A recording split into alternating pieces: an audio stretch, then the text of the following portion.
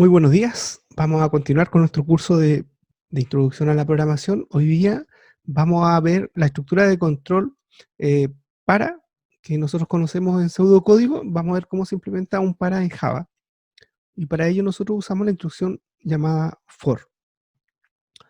Eh, para eso vamos a hacer un pequeño ejemplo para ir explicando con el ejemplo cómo es la sintaxis de este programa, perdón, de esta instrucción que es el for de Java. Y vamos a hacerlo con un ejemplo muy sencillo. Lo que queremos hacer es generar los primeros n números naturales. ¿Ya? Eso sería 1, 2, 3, 4, 5, hasta un n. ¿Ya? Y entonces la entrada sería n, que sería el último número natural a imprimir. Sería, y la salida sería imprimir en pantalla los n números naturales. Y el proceso, lo voy a escribir en pseudocódigo, sería con un para, ¿cierto? Tenemos que, obviamente, leer n primero, pero solamente el proceso sería eh, para i igual a 1 hasta n con paso 1 a hacer. El paso 1 ya sabemos que es opcional, pero lo pongo para que hagamos el símil de dónde va el tema del paso en Java. Y sería escribir i, ¿no es cierto? Fin para. Ese sería el proceso. Entonces, este programita pequeño es lo que nosotros vamos a hacer en Java. Voy a grabar, le voy a dar un nombre, ejemplo para .java. Ya, ahí ya reconoce la sintaxis. Voy a hacer espacio. Muy bien. Entonces, como hay que leer, vamos a importar el escáner. java.util.scanner. Y creamos nuestra clase. Public class. Ejemplo para. Public static void main. String. Args. Ya. Y entonces, lo primero que tenemos que hacer es leer n, ¿cierto? La entrada, hay un dato de entrada que es n, lo primero es leerlo.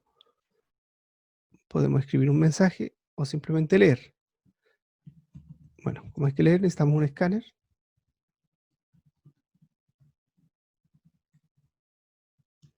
Ahí está. Esto lo estoy haciendo más o menos rápido porque ya lo hemos visto varias veces, ¿no?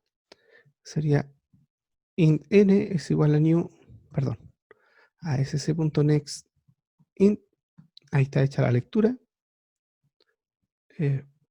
Podemos escribir un mensaje si quieren. System.out.println.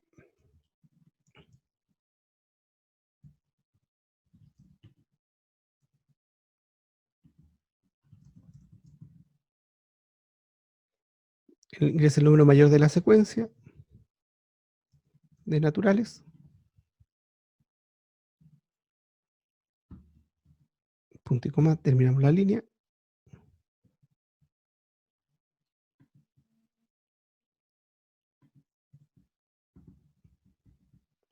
Ahí. Ahora ya tendríamos que convertir el para, ¿cierto? El para en Java se escribe for, que es la traducción de para a inglés. Y entre paréntesis va todo lo que está aquí. Ya, es decir, fíjense que esto tiene tres partes, ¿no?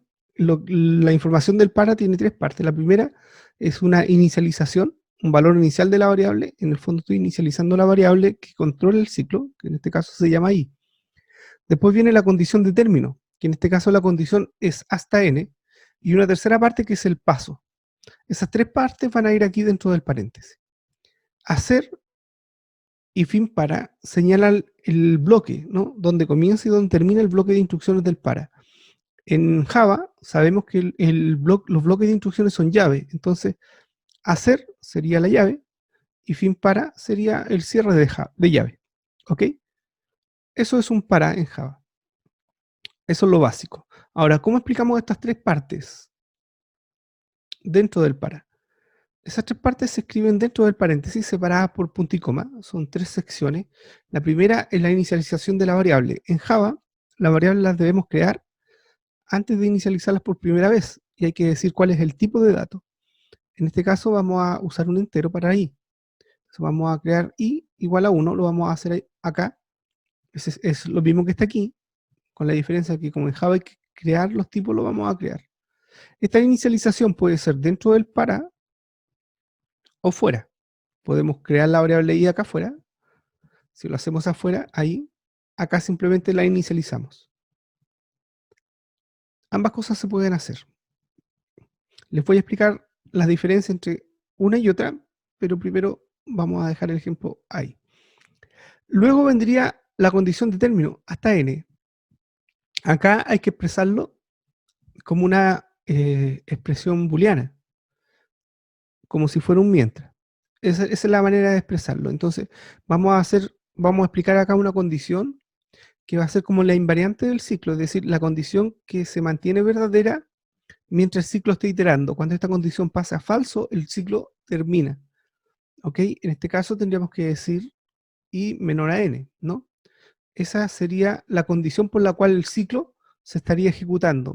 Sería como decir, mientras i sea menor que n, el ciclo para, o el for en este caso, se va a ejecutar. ¿Ok? Esa sería la condición. Acá se expresa de una manera distinta en pseudocódigo. Nosotros decimos hasta n, pero acá lo hacemos como si fuera un mientras. Ya en el fondo, no, para hacer la condición tenemos que preguntarnos con la palabra mientras en la mente. Es decir, mientras i sea menor que n, se va a ejecutar el ciclo for. Y la tercera parte es el paso. Dice aquí con paso 1, esto describe en pseudocódigo la manera en que tú vas a ir incrementando la variable i. Aquí significa que la variable se va a incrementar sumándole 1. Nosotros acá lo hacemos con una operación de asignación y lo podemos hacer de varias maneras. Por ejemplo, puede ser i igual a i más 1, sería el equivalente a con paso 1. Esa es la manera, esa sería una forma. Si quisieras ir con paso 2, sería i es igual a i más 2. Pero esto en Java tiene algunas abreviaciones y lo puedes escribir de manera más simple. Por ejemplo, si es con paso 1, puedes poner i más más. ¿Ya? Si fuera con paso 2, lo puedes abreviar así. I más igual a 2. Y es común encontrarse los programas que cuando usan para, en esta parte lo usan abreviado. Eso que está ahí es la abreviación de i es igual a i más 2. Ese tipo de abreviaciones son válidas en Java, es parte de la sintaxis del lenguaje. Bueno, nosotros como en nuestro ejemplo es con paso 1, ponemos i más más. Y esa sería la manera básica, ¿no es cierto?, de usar un para. Ya, recapitulemos. El para en Java se usa for, lo que describe el para, que sería todo esto, los datos que describen el para van entre paréntesis, hacer corresponde a la llave de apertura, fin para en la llave de cierre. Todo lo que esté entre las llaves son las instrucciones que se van a ejecutar del para. Y acá tiene tres partes, al igual que en el pseudocódigo. La primera es la inicialización, punto y coma. La segunda parte, la condición de término del ciclo, o la invariante, mejor dicho, que es la condición por la cual, mientras esta condición sea verdadera, el ciclo se ejecuta. Y la tercera parte, que es el paso, es decir, cómo se incrementa la variable en cada iteración. En este caso se va incrementando de uno en uno. Por eso, y más más, eso es lo que significa, ¿no? Que lo incrementa en uno, eso es la signa instrucción. Y dentro de nuestro proceso, siguiendo con el ejemplo, bastaba con escribir el valor de i. Eso es lo que queríamos hacer y eso sería system.out.println i, punto y coma. Y eso sería nuestro programa Java. Ejecutémoslo, vamos a grabar. Y ahora vamos a ejecutarlo con el cmd desde la consola. Y aquí sería entonces Java, ejemplo para, no hay errores de compilación, ejecutamos, ingrese el número mayor de la secuencia, por ejemplo, 20. Ya, y ahí se ejecutan los números, pero del 1 al 19. Yo quería que fuera del 1 al 20. Eso significa que tengo un error en la condición del para, porque no está llegando a 20. Y el tema es este. Claro, si parto de 1 y quiero llegar hasta n, debo poner menor o igual a n. Si yo pongo menor, va a llegar a 19, no alcanza a llegar a 20, porque ahí cortaría, ¿no? Porque cuando i sea 20, ya la condición se vuelve falsa y no entra al ciclo. ¿Ya? Entonces grabamos y ahora va a estar bien. Me parece que no cerré la consola, así que ahí compilamos y ejecutamos. 20, y ahora sí llega al 20, del 1 al 20. ¿Vale? Ahí está. No sé si tienen alguna duda.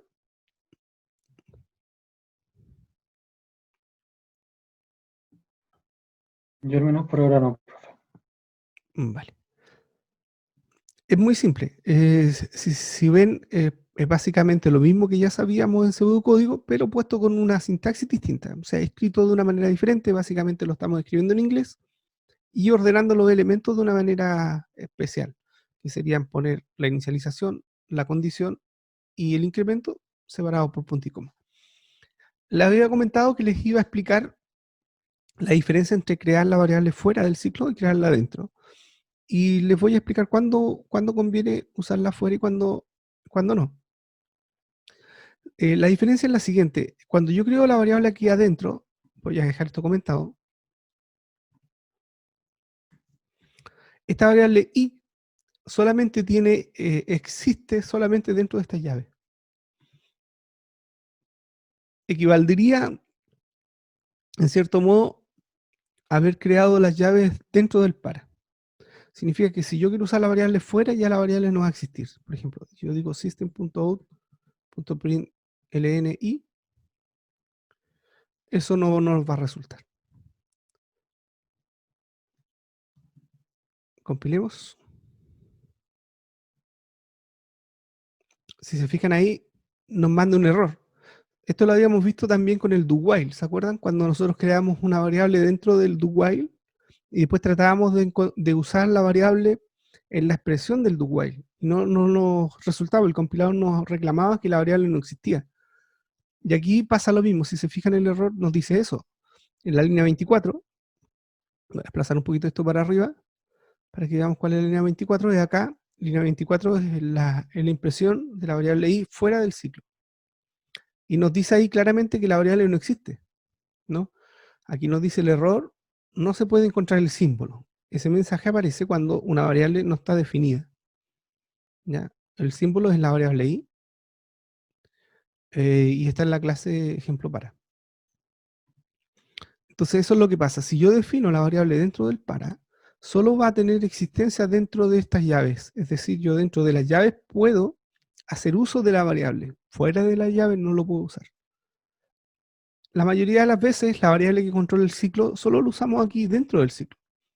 Pero hay ocasiones donde yo necesito que a la salida del ciclo saber hasta dónde llegó esta variable i porque de alguna manera la necesito fuera del ciclo. Cuando eso ocurre, y si yo necesito saber el valor en el que quedó la variable, no tengo otro camino, o sea, el camino es este: inicializar la variable fuera, definir la variable fuera del ciclo y darle un valor inicial dentro del ciclo. Separar la inicialización de la creación de la variable. Porque si la creamos la variable i acá, en esta parte, arriba del for, la variable va a estar creada en este bloque.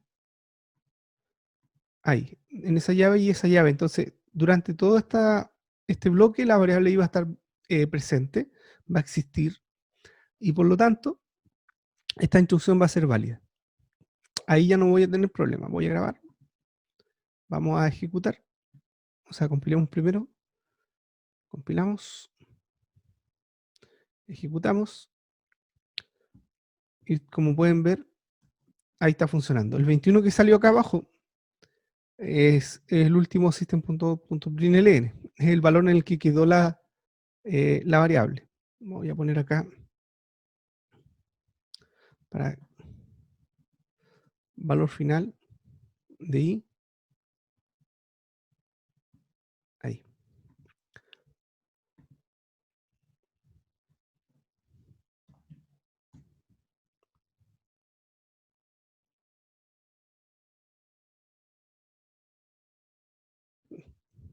Sí, hice una mezcla aquí entre el PCIN y Java. Se me enredan las cuestiones.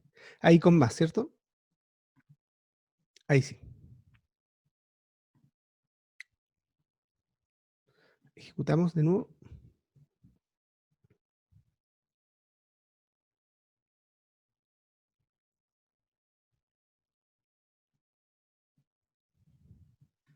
Ahí está. Los primeros 20 números naturales, de 1 al 20, valor final de i es igual a 21. Ok, esto es interesante recordarlo, que en el para que termine el ciclo, la variable i se tiene que incrementar y sobrepasar el límite que le hemos puesto en la condición. Entonces siempre queda fuera del límite y por eso la condición cae y termina el para. Entonces siempre la variable i va a quedar 1 por sobre la condición que nosotros pongamos. Cuando es una variable de este tipo, cuando la condición es de este tipo, ¿no? Hay otro tipo de condiciones más complejas, pero cuando es de este tipo, ese es el minuto en el que corta el para. Eso es lo básico. Entonces, si nosotros quisiéramos imprimir los primeros números impares, partiendo, ¿no es cierto?, del 1, ya cambiando de problema, este otro problema no es el que estábamos viendo, pero les quiero mostrar cómo cambiamos el incremento. Esta es la manera para incrementar de 2 en 2. I más igual a 2. ¿Ya? Esto lo que está haciendo es sumándole 2 a la variable i.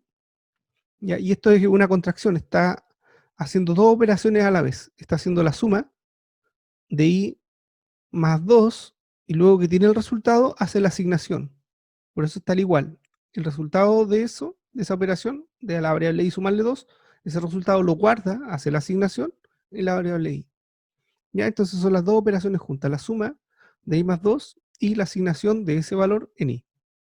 Y eso en una sola operación.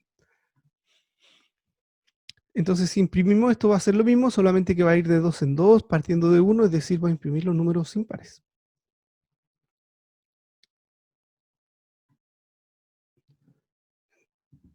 Compilamos, ejecutamos, ponemos 20, y ahí está, como pueden ver, 1, 3, 5, 7, 9, 11, 13, 15, 17 y 19. El valor final de la variable fue 21. Pero ya 21 no entra porque está fuera del tope que era 20, fue el tope que dimos.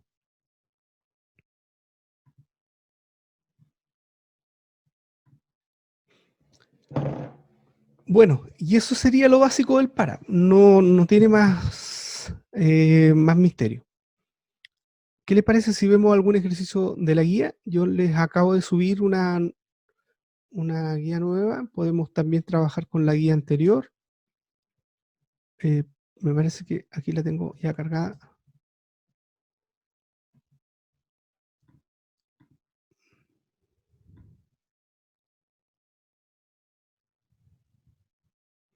Ya, veamos el uno. Dice, construya un programa Java que genere la siguiente serie. 1 partido por 2, más 1 partido por 5, más 1 partido por 8, y así sucesivamente. Y lo que está haciendo ahí en esa serie es que el denominador parte en 2 y va creciendo de 3 en 3. 2 más 3 serían 5, 5 más 3 serían 8, 8 y 3 serían 11, 11 más 3 sería 14 y así sucesivamente. ¿Y qué es lo que hay que hacer? Consulte al usuario el número de términos a generar valida que no se trate de un valor negativo. Si ingresa el valor 0, significa que no debe generar la serie. Presente la sumatoria anterior, desplegando cada término como una fracción. Presente el resultado de la suma como un valor decimal. Ya, está interesante. Aquí hay varias cositas que hay que hacer. Ya, entonces vamos a ver cómo resolvemos esto. Voy a copiar esto para no tener que escribirlo todo. Lo pegamos por aquí. Este es el ejercicio 1 de la guía 4. Ya, punto Java. Cambiamos el nombre a la clase para que coincida con el nombre del archivo. Y de aquí voy a borrar esto.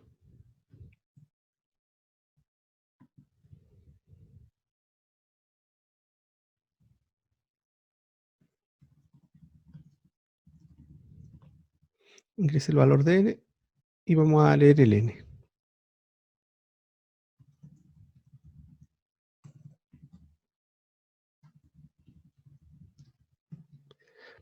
Ya, entonces, ¿qué es lo que nos dice el problema? El problema nos dice que tenemos que imprimir esta serie por pantalla. Tenemos que imprimir eso por pantalla. Por lo cual vamos a tener que generar el denominador. Para generar el denominador lo podemos hacer con el para, ¿no? El valor de la variable i va a ser el para. ¿Y cómo lo vamos a ir generando? Muy fácil, porque parten 2 y en cada iteración le voy a ir sumando 3. ¿Ya? Y el término que voy a ir generando voy a tener que ir acumulándolo en una suma, porque es lo que me pide. Lo otro que me estaba pidiendo era validar este valor. ¿Ya? Entonces, vamos a hacer esto por parte. En la entrada hay que validarlo, ¿no es cierto? Que no sea un valor negativo. 0 es válido, solamente que si es 0 no hago nada. Entonces esto sería más o menos así. Esto sería con un mientras, es decir, un while. Mientras n sea menor a 0, voy a tener que dar el mensaje de error. Sería system error. Ingrese de nuevo. Ahí, un mensaje más sencillo. Vuelvo a leer n sin inicializar la variable porque ya está creada, no la tengo que crear de nuevo, solamente leer su valor. Y ahí estaría la validación, ¿no? Nosotros necesitamos tener la suma como un decimal, nos decía el problema, ¿cierto? Voy a ir al problema de nuevo, dice, presente la sumatoria anterior desplegando cada término como una fracción, mostrar, y presente el resultado de la suma como un valor decimal. Es decir, la suma tiene que ser double. Ahí. Y como lo comentamos, nosotros vamos a ir generando cada término usando el para. Sería un for desde i igual a 2 y menor o igual a n. Tenemos que llegar hasta n, según el problema. Volvamos al problema, dice x. En realidad aquí le llama x, pero hay que llegar hasta ese valor x, ¿no? Y la manera de incrementar era sumándole 3 a la variable y. Entonces sería i más igual a 3. Y ahora tenemos que imprimir la serie. La impresión vamos a tener que hacerla así con system.out.print. ¿Por qué vamos a usar print y no println? Porque print hace la impresión hacia el lado. Nos genera el salto. Println lo que hace es que escribe el mensaje, por ejemplo, acá sería este mensaje, y pone un salto de línea, es decir, que pone el cursor en la línea siguiente, cosa que todo lo que tú escribas después sea bajo el mensaje que acabas de poner. Cuando usas print, no pone el salto al final. Eso significa que todo lo que escribas después va a ser a continuación de lo que escribas aquí, que es lo que yo necesito para escribir la serie hacia el lado. Y lo que vamos a escribir nosotros como serie va a ser 1 barra más el i, que sería el denominador, y el carácter de suma, con un espacio. Eso es. Eso es lo que vamos a imprimir, ¿no es cierto? En pantalla va a decir 1 barra, es igual como estaba escrito en el ejemplo del problema, así. Lo único que, claro, voy a dejar un más al final, pero eso después vemos cómo lo solucionamos. Pero por ahora nos va a quedar el más sobrando. Y lo que nos falta es la suma, ¿no? Ir acumulando la suma. Sería suma más igual. Vamos a usar esta operación que ya la conocemos, entonces la vamos a usar. De 1 dividido por i. Finalmente, tenemos que, aquí ya estamos haciendo la salida, son dos partes, dice, presente la sumatoria anterior desplegando cada término como una fracción, presente el resultado de la suma como un valor decimal. ¿Ya? Entonces acá sería system.out.println. Esto es nuevo, les voy a explicar por qué. Vamos a poner /n, eso simboliza, eso es el salto de línea. Este carácter es un carácter especial, estoy acá poniendo un carácter que es el carácter de salto de línea, y es especial y depende de cada sistema operativo. En Windows el salto de línea usa dos símbolos, en Linux usa uno solo, y en Mac usa uno solo también. Pero va a variar de sistema operativo. En Java tú pones /n y luego vamos a ver cómo se implementa y cómo varía. El HN es el que se usa en Windows, perdón, en Linux en general. Pero Java ahí se la arregla. ¿Y por qué estoy poniendo este salto? Porque acá hemos hecho la última impresión en pantalla, está hecha con print. Eso significa que el cursor va a quedar al final de la línea, pero yo quiero poner este mensaje en una línea nueva. Como acá print no hizo el salto, lo voy a hacer yo acá. ¿Ya? Porque println pone un salto al final, pero no un salto al principio. Y como acá print no puso el salto al final, yo me falta ese salto. Lo voy a poner acá. Voy a poner, bueno, lo sobreescribí. Suma es igual a, y ponemos la suma.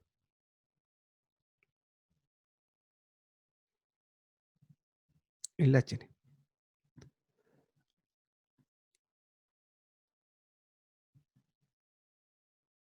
Y ahí estaría. Bueno, repasemos, entonces acá nosotros hacemos la lectura del valor n, que sería el último número al que queremos llegar. Aquí, dame un segundo. Perdón, el número de términos que queremos generar no es el x, sino cuántos términos quiero generar. Por ejemplo, quiero generar 5 términos. 1, 2, 3, 4, 5, llegaría hasta ahí. Hasta ahí se generaría y presentaría la suma de ellos. Si el usuario ingresa 0, significa que es 0 términos, es decir, no vamos a imprimir ningún término y la suma sería 0. Bueno, no he sumado nada. Y acá eso funciona bien porque si n es 0, como i parte en 2, el para no entra ni siquiera la primera vez. ¿Ya? Entonces, si yo acá leo un 0, n no es menor a 0, iría a la línea siguiente, la variable suma se crearía con 0, y el for haría la pregunta. Crearía la variable i con 2, y luego haría la pregunta.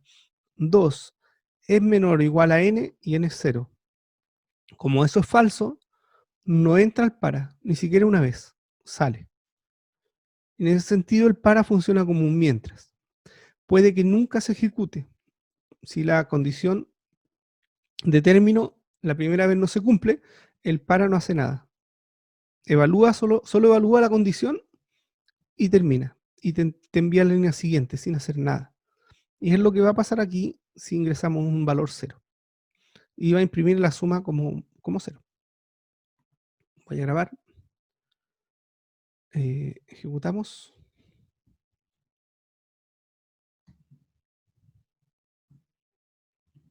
Sería compilar, ¿no es cierto?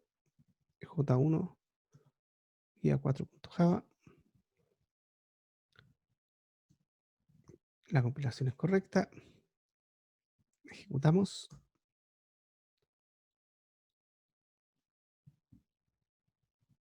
Ejecutamos.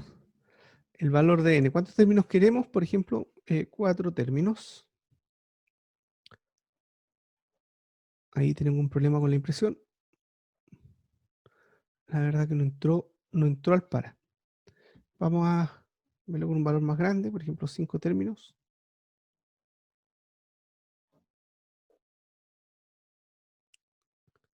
Ya. No sé si se dieron cuenta del problema. Yo ya lo vi. 30. Ya, aquí hay dos problemas. Miren, ¿cuáles son los problemas? Uno, no estamos controlando bien la cantidad de términos, ¿no? Porque el valor que estamos haciendo acá nos está cortando, no nos cuenta bien los términos. Ahí tenemos un tema. Y lo otro que no estamos sumando nada. Bueno, nos da 0. ¿Qué está pasando? Ya. Entonces acá lo que está pasando son dos cosas. Primero, ¿por qué no suma? Bueno, porque cuando yo hago la división acá, estoy dividiendo 1 dividido por i. Y resulta que es de tipo entero. Y 1 es un entero. Por lo tanto, esta división es una división entera. Y 1 dividido por un valor cualquiera mayor a 1, es decir, dividido por 2, por 8, que son los valores, ¿no? Lo que me va a dar es 0. Porque la división entera es 0 con un resto, ¿no? No me va a dar 0 punto algo. Para que me dé 0 punto algo, uno de los dos valores debe ser decimal. Entonces debería ser 1.0, por ejemplo.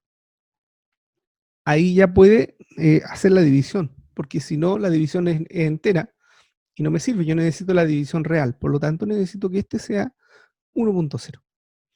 Ahí solucionamos uno de los problemas. El segundo problema que tengo es el de los términos, porque estoy usando la variable i no para contar los términos, sino la estoy usando para el denominador.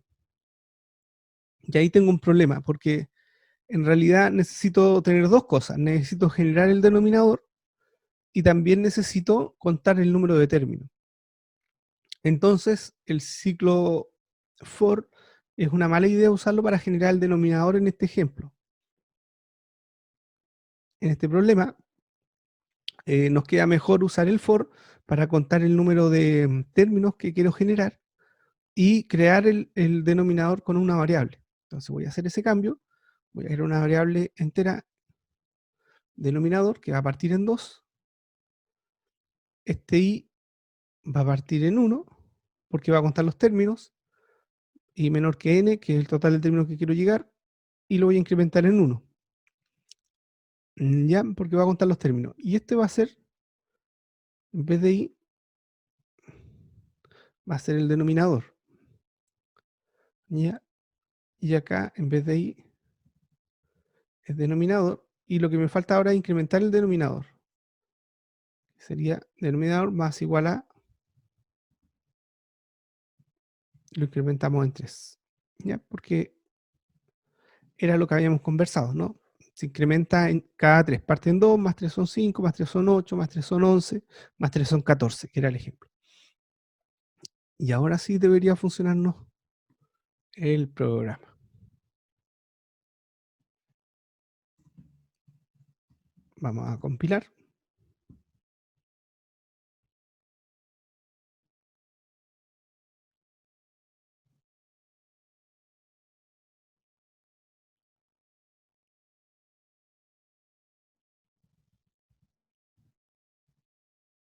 Ya, ahora sí, 5 términos. Ahí estarían los 5 términos, 1, 2, 3, 4, 5, y la suma. Nos queda ese más al final, que habría que borrarlo, pero dejémosla ahí por ahora. Ejecutemos nuevamente, por ejemplo, pongamos 12 términos, no sé si salen en la pantalla, si se alcanzan, ahí estarían los 12 términos, 1, 2, 3, 4, 5, 6, 7, 8, 9, 10, 11, 12, ¿está correcto? Y ahí está. ¿Cómo eliminamos ese más? Y ya con eso terminamos en la clase de hoy. Bueno, la manera más sencilla de eliminarlo es que tratemos el último término. Si se fijan, el problema está que todos los términos, desde el primero hasta el penúltimo, van con más. Es el término más. Pero el último, debemos imprimir el término, pero sin el más. Entonces podríamos pensar que el último es un caso especial, ¿no? Que no lo puedo imprimir así el último. Entonces una manera, hay otras, pero una manera sería esta. En vez de llegar a n, pongo, en vez de que termine con i igual a n, puedo hacerlo así, i menor a n, ¿ya? Y escribirlo acá. Pero acá esto sería, me daría un problema con lo que me están pidiendo en el ejercicio. Pero esto solucionaría en parte el problema. Y sería escribir esto de aquí.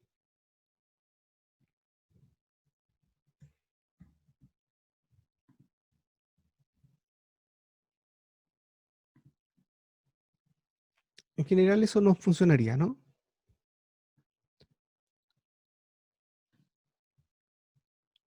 Voy a grabar.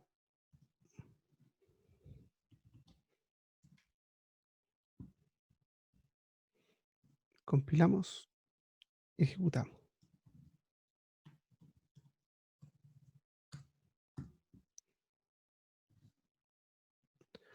Y ahí se fijan, está la serie sin el más al final. Y los 12 términos. A ver, 1, 2, 3, 4, 5, 6, 7, 8, 9, 10, 11, 12.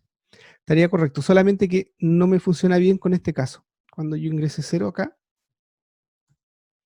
no me funciona bien porque estoy pidiéndole que me imprima 0 términos y estoy imprimiendo un término, ¿ya?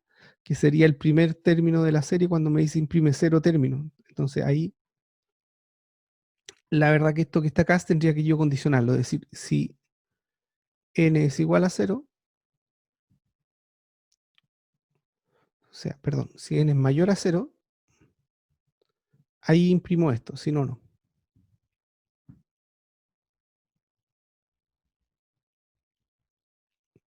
Y ahí soluciono, y ahí funciona para todos los casos. Lo grabamos.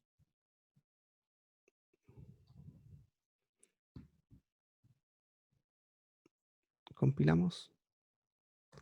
Ejecutamos. Ahí está, para el caso 0. Si me dicen que imprima, que trabaje con 0 términos, bueno, no hay nada.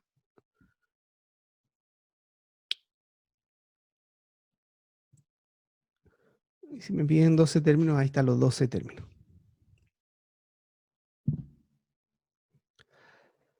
Pues bien, eso es lo que les quería comentar en la clase de hoy. Quería que viéramos cómo trabajar con el para en Java. Eso significa que usamos la instrucción llamada for de Java. Este for tiene 3 partes. La primera es el valor, en la inicialización de la variable que controla el ciclo. Podemos crear esta variable dentro de la misma definición del para y hacerlo acá, como en este ejemplo, int i igual a 1. La segunda parte del para es la condición de término presentada como un mientras. Eso significa que mientras se cumple esa condición, mientras esa condición sea verdadera, el ciclo para va a iterar. Y en cada iteración, la variable que controla el ciclo, que en este caso se llama i, va a ser incrementada de alguna manera.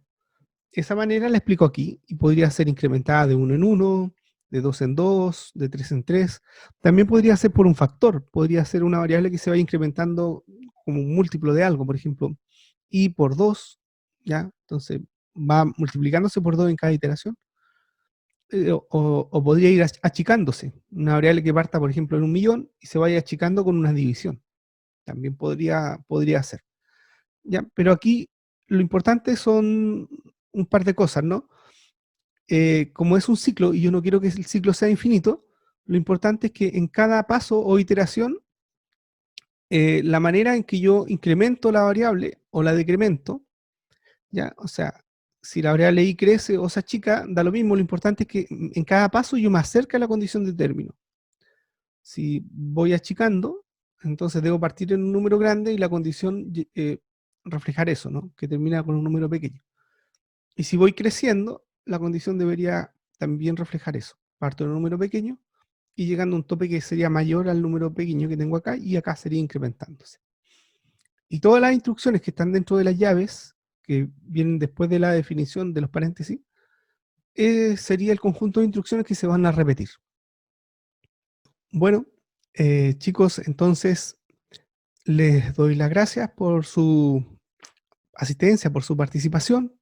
Gracias por escuchar esta clase. Espero que estén muy bien, que tengan un bonito día. En Moodle está la guía de ejercicio 4 para que trabajen en ella. Y cualquier duda, seguimos conectados por Discord.